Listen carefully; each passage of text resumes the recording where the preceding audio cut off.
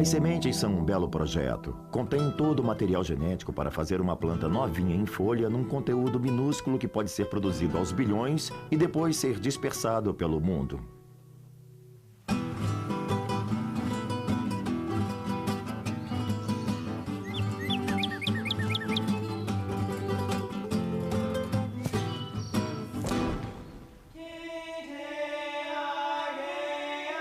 O mundo secreto dos jardins.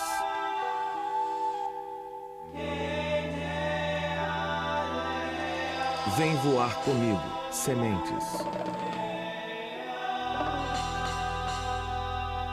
Distribuição Sinapse.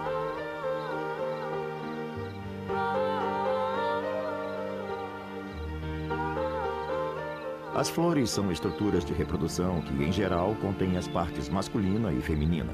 Quando as duas se unem, podem produzir toda uma nova geração, os frutos.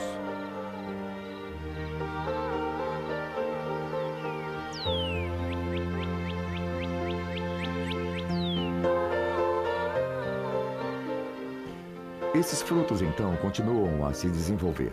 Amadurecem e depois, é claro, as pétalas e tudo mais caem no solo e deixam para trás essa base inchada da flor que está agora cheia de sementes prontinhas para serem dispersas.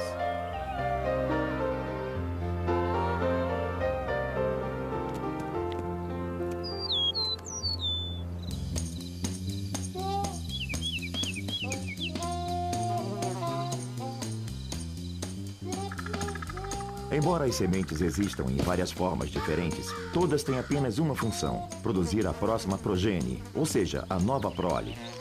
O segredo de cada uma dessas sementes, e isso na verdade dita muito das suas diferenças de formas, é como surge a necessidade de se dispersarem. Plantas diferentes têm estratégias diferentes para sua sobrevivência e reprodução. Algumas gostam de acordar cedo e fazer todo o serviço antes que as outras comecem a sua faina. Plantas como a Dicentra formosa brotam nos primeiros dias quentes da primavera e sempre murcham e liberam sementes antes que a metade das plantas do jardim tenha sequer surgido em cena.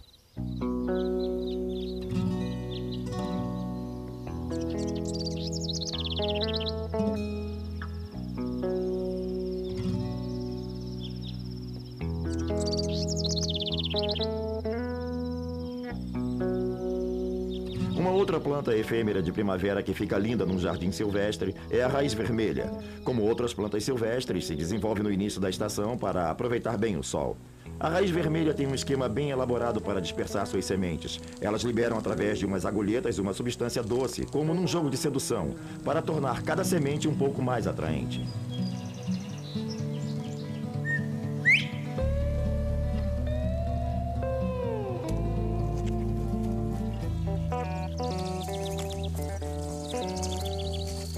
As formigas, quando encontram essas sementes caídas no solo, com esses petiscos vistosos por cima, não conseguem resistir. Elas as pegam e as levam para suas colônias, onde as estocam para usar mais tarde. É claro que, quando as sementes estão lá dentro da colônia, que é embaixo da terra, elas ficam úmidas, protegidas dos predadores, e no momento certo, elas podem germinar. Essa é uma das formas como essas plantas podem se dispersar pelo solo da floresta.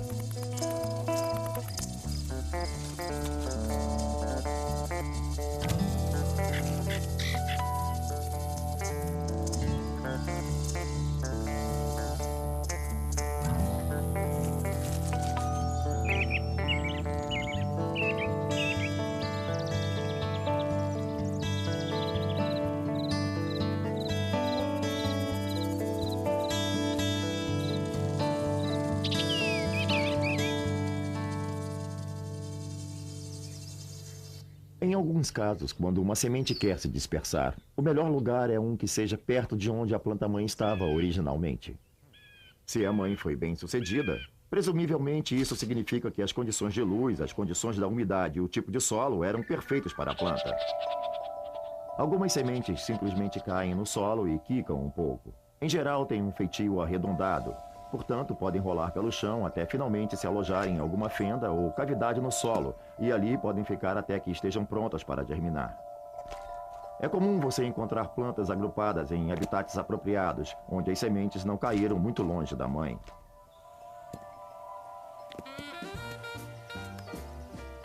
Por outro lado, é muito difícil alcançar um novo habitat. Por isso, muitas plantas precisam achar meios de se dispersar até lugares mais distantes. Elas precisam, então, fazer uso de outro tipo de agente do ambiente, o que, na verdade, pode ser qualquer coisa. Então, num dado momento no seu jardim, você vai encontrar sementes que vão pular nas costas de coisas ou flutuar com a brisa. De um jeito ou de outro, eles vão pegar carona até o destino, que é o lugar de onde irão brotar. Oh, this rhythm ride is really cooking. Riding high, not even looking. Dancing feet won't be denied. Rocking with that rhythm ride.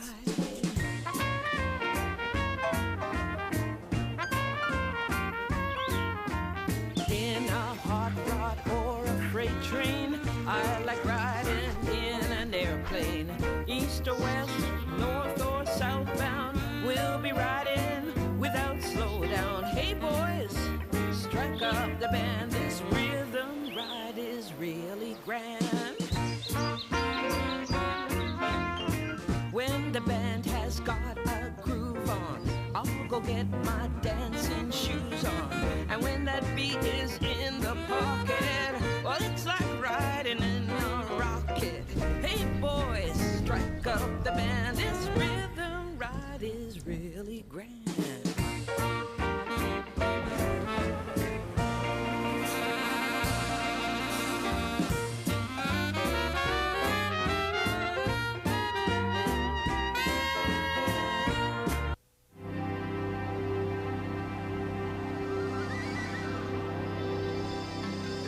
O vento sopra quase o tempo inteiro por quase todo o planeta. Se você conseguir que sua semente voe com o vento e deixar que o vento a carregue, isso pode ser muito eficaz. Mas você precisa ter a forma certa de semente.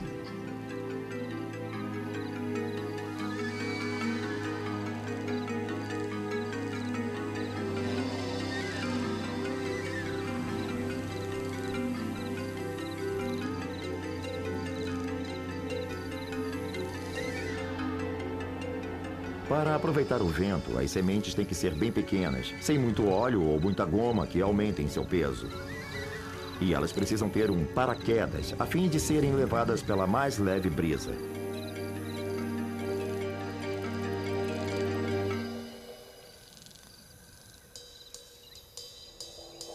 A maneira de as plantas contornarem o problema da dispersão pelo vento sem um paraquedas é ganhando um pouco mais de peso. Algumas flores de jardim, como as malvas rosa, colocam seu estoque de flores lá em cima, a 1,20 m, 1,5 m do solo. As sementes são mantidas aqui em cima, em vagens, e cada vagem pode conter centenas e centenas de unidades de sementes. Na hora oportuna, elas migram, levadas pelo vento, para um novo lugar. Muitas árvores usam a dispersão pelo vento, mas precisam usar estruturas ligeiramente bem mais elaboradas. Elas têm a vantagem da altura e isso é muito bom para as árvores. A única forma de haver uma dispersão eficiente é a semente ficar lá em cima, bem no alto, porque aí há uma grande chance de que, em algum momento durante a viagem que faz dos galhos de onde se solta até o ponto no solo onde vai cair, passar uma brisa que a carregue.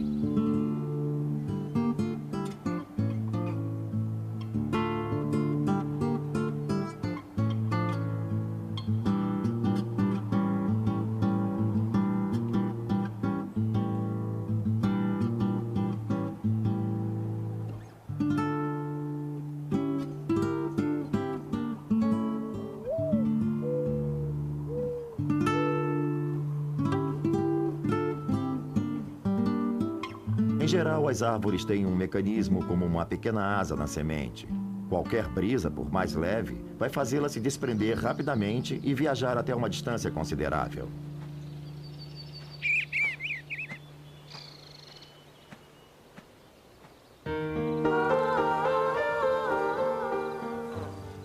Às vezes, o sistema de dispersão pelo vento não é tão óbvio. Muitas plantas, na verdade, usam um mecanismo que é basicamente como um saleiro, ou esses vidrinhos com furinhos onde se põe pimenta em pó. Toda vez que o vento sopra, a haste é empurrada de um lado para o outro e a cada vez algumas sementes caem lá de cima.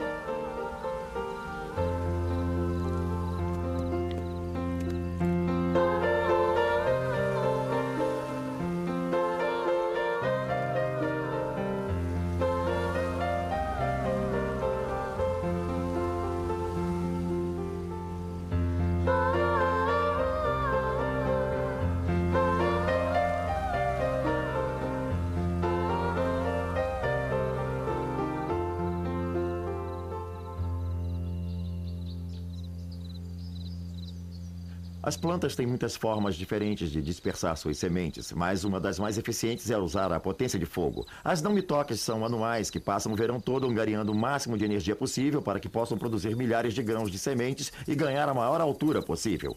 Mais tarde você vai ver por que elas são chamadas de não-mitoques. Quando se desprendem, fazem um puff. Isso se chama turbopressão. A pressão que se acumula dentro da cápsula da semente, propriamente dita, como se as células das paredes da cápsula se enchessem, como um balão cheio de água que estourasse. Plantas como a não-mitoques e algumas mostardas podem facilmente elevar suas sementes a uma altura de 90 a 120 centímetros. As não-mitoques são plantas que preferem viver em ambientes úmidos, em geral em vales ao longo de rios e em pontos do jardim com umidade fria. E aquela zona restringe o seu habitat. A intenção delas é ocupar todo o espaço, mas nem sempre o fazem. Algo em torno de 1 metro é uma boa distância para dispersarem suas sementes.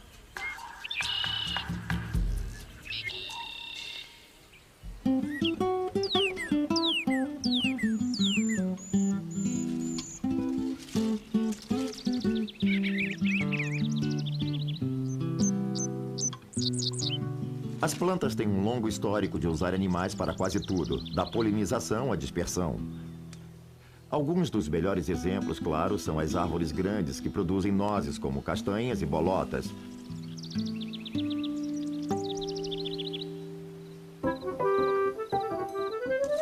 Elas produzem sementes grossas e irresistíveis a certos animais, que as usam como fonte de alimento pelos óleos e proteínas.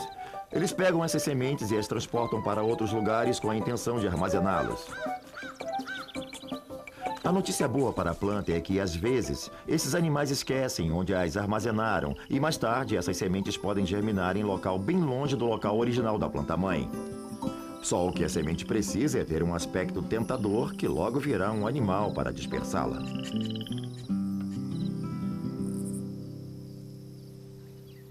Provavelmente o mais sofisticado em termos de mecanismo de dispersão sejam as plantas frutíferas.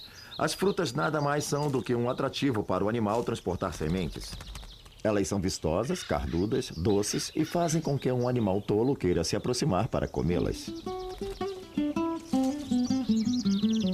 O segredo para uma planta que quer que suas sementes sejam dispersadas pelas frutas é não deixar que elas sejam atraentes para o animal até que as sementes lá dentro estejam maduras e prontas para serem dispersadas. Basicamente, a fruta fica pouco aparente, indistinguível ou verde e dura. Além disso, há pouca compensação para a criatura que tente comê-la. Seus açúcares ainda não estão desenvolvidos, portanto, ainda não estão bem doces. As frutas ficam ali com aquela aparência horrível até determinado momento, quando as sementes internas começam a amadurecer. E aí sim, a fruta começa a ganhar cores fortes, vermelhos ou roxos.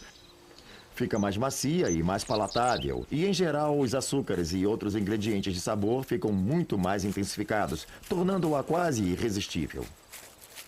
É claro que, em muitos casos, os animais não conseguem digerir as sementes, e então as sementes comidas passam pelo seu trato digestivo e são expelidas.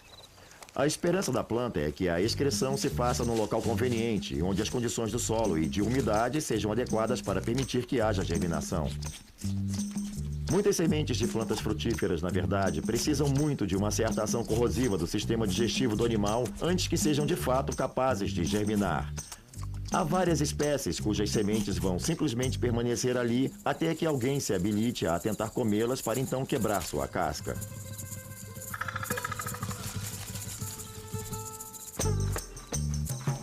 Mas existe mais de uma maneira de se pegar carona. Pergunte aos criadores do velcro que se inspiraram nas plantas.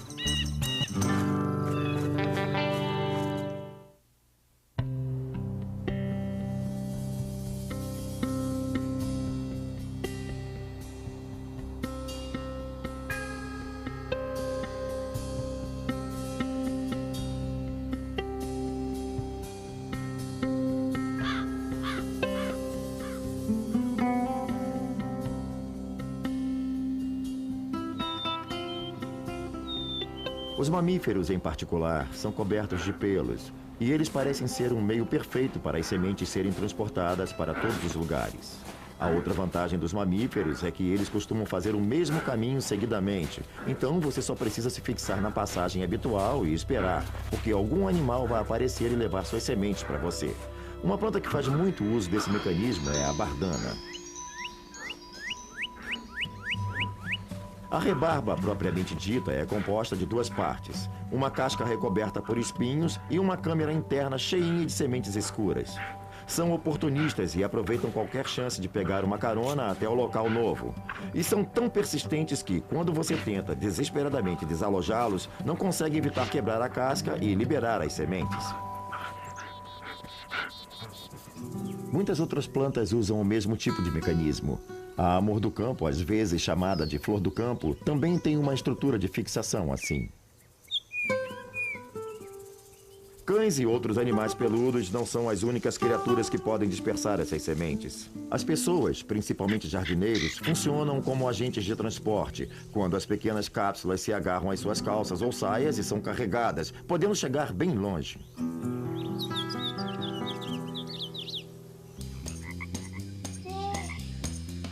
As plantas que nascem em ambientes aquáticos também podem usar a água como mecanismo de dispersão. Por exemplo, muitas plantas que vivem na margem de lagos possuem segmentos que se partem e são levados pelo fluxo. Pequenos pedaços de espadanas se partem e quando você vê, está brotando do outro lado do lago.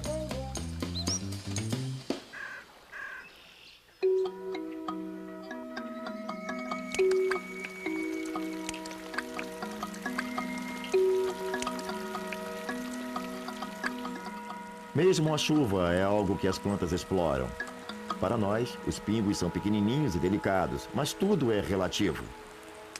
Para as plantas, os pingos de chuva são uma força a ser utilizada como mais um meio de dispersão de sementes.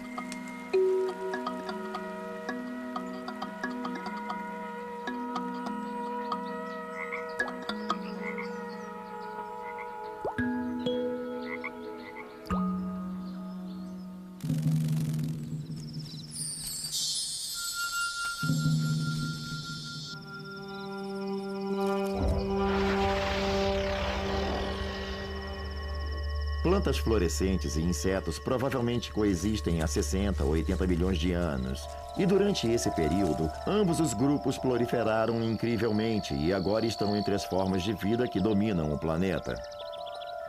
Nesse processo de coexistência, eles desenvolveram um relacionamento muito estreito, muito específico, em que as plantas individualmente não vivem sem certos tipos de insetos e vice-versa. Certos tipos de insetos não vivem sem certos tipos de plantas para supri-los com o néctar.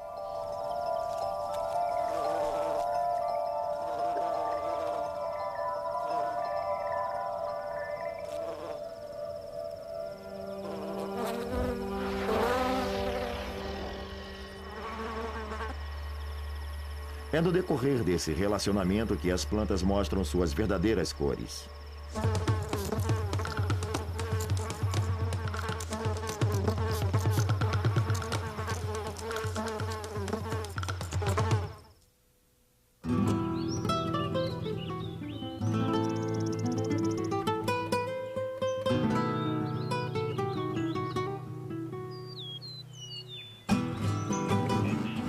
As plantas confiam aos insetos e outras criaturas a ação de polinizá-las, o que leva à produção de sementes. Mas as flores são astuciosas, precisam dessas criaturas para transportarem seu pólen de uma planta a outra se quiserem se reproduzir.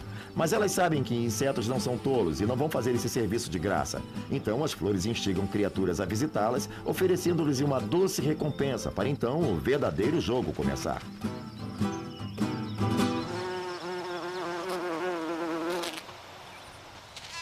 Muitas plantas se especializaram em usar diferentes tipos de insetos como polinizadores. Algumas se especializaram em usar abelhões, abelhas comuns ou abelhas solitárias. E é comum vermos flores cuja forma é determinada pelo tipo de polinizador que elas procuram. Por exemplo, se o inseto que ela deseja for grande como um abelhão, a flor terá uma formação bem aberta, com uma corola bem longa para que o abelhão caminhe sobre ela para sugar o néctar. Isso significa que, ao caminhar pelo tubo da flor, seu corpo felpudo vai ficar coberto de pólen e ele poderá transportá-lo para a próxima flor. Às vezes, o sistema não é inteiramente à prova de tolos. Embora as plantas em geral façam os insetos fazerem um grande esforço para entrar pela flor adentro a fim de sugar o néctar e transportar o pólen, alguns insetos criaram estratégias com as quais podem enganar o mais hábil planejamento da flor. O que eles fazem? Eles vão para as costas da flor e comem um pedacinho dela, chegando até os néctares e sorvendo-os sem terem o trabalho de entrar por dentro da flor. Isso, é claro, não atinge a finalidade da flor. Então, invariavelmente, as plantas desenvolvem contra-estratégias para esses casos. Eventualmente, as plantas podem desenvolver pétalas mais espessas, que são mais difíceis de se morder, e desenvolvem tubos mais estreitos para que as línguas compridas tenham que se aprofundar ainda mais, e podem até começar a esconder os néctares bem fundo na flor, de forma que a abelha que queira o néctar tenha que procurar por ele.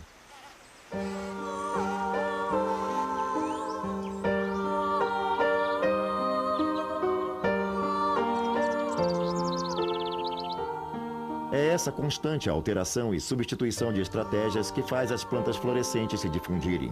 O que mais me impressiona é a complexidade de suas estratégias e estruturas para a produção de sementes e dispersão. Ainda há muito mistério em torno dos meios pelos quais as plantas exploram seu ambiente, suas manipulações sutis, seus interrelacionamentos complexos e, às vezes, em torno de sua beleza. Elas seduzem a todos nós com suas fragrâncias doces e flores vistosas, e dessa forma garantem que seus genes sobrevivam nas gerações futuras.